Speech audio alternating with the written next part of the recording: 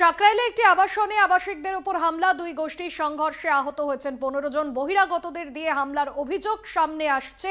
সাকরাইলের ঘটনা, বহিরাগতদের দিয়ে হামলার অভিযোগ এবং এই ঘটনাকে কেন্দ্র করে যথেষ্টই চাঞ্চল্য তৈরি হয়েছে। আরো বিস্তারিত জানবো, জগন্নাথ সামন্ত প্রতিনিধি রয়েছেন ফোন লাইনে। জগন্নাথ, কি কারণে হামলা, কাদের বিরুদ্ধে অভিযোগ?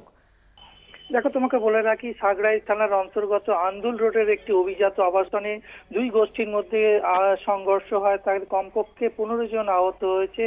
এটা অভিযোগ যেটা আসছে, আবাসন পরিচালন সমিতির লোকজন বিরুদ্ধে বহিরাগতদের নিয়ে এসে আবাসনের ওপর হামলার অভিযোগ আসে।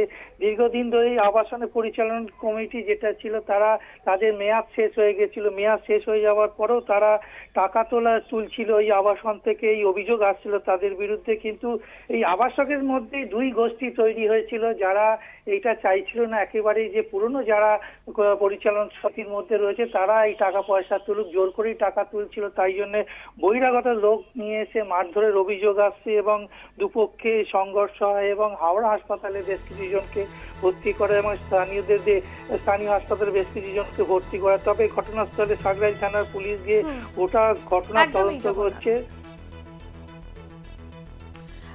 ধন্যবাদ জানাবো তোমায়। বহিরাগতদের নিয়ে আবাসিকদের হামলার অভিযোগ, দুই গোষ্ঠীর সংঘর্ষে আহত হয়েছেন 15 জন।